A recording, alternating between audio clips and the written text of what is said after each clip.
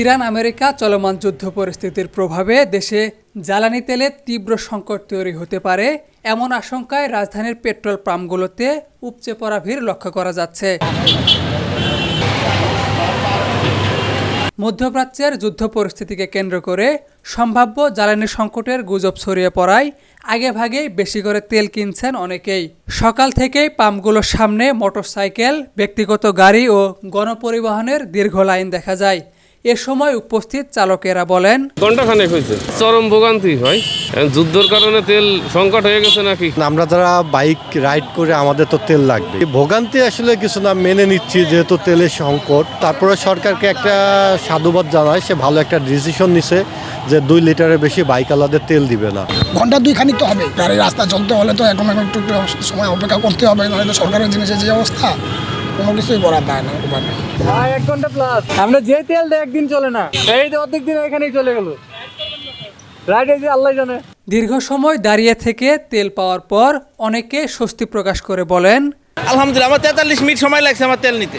ভোগান্তি এখন, এরা তো কিছু করার নাই, এরা তো আমাদের দেশের সম্পদ না। সব কাজকর্ম ফালা রাইখা 2.5 ঘন্টা পর 300 টাকা তেল পাইছি ভাই।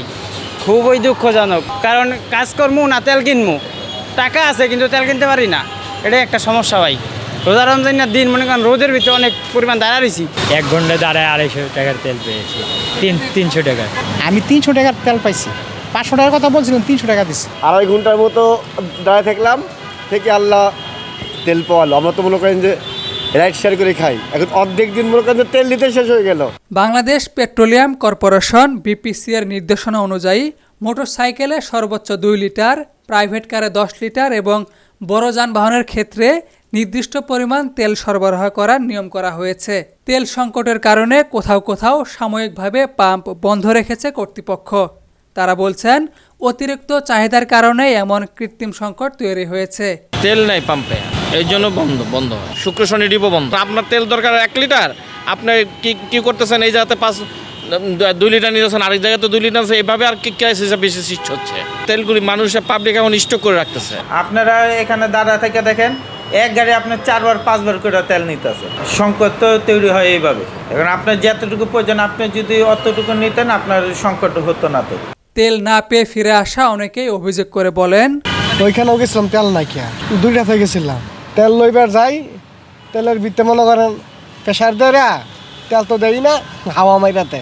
ওদিকে তেল লইছি 3000, তেল আইসি মনে 2500 টাকার, 500 টাকা মনে করেন হাওয়া মাইরে দিয়ে দিচ্ছে। কারে কবেন বালা, সব কিছু চুর, বাংলাদেশের চুরের খুনি, বুঝছেন। আজকে এসে দেখলাম তো পাম্প বন্ধ। এখন কি আসলে তেল নেই নাকি এরা বন্ধ করে রাখছে, আসলে তো কিছুই বুঝতেছি না।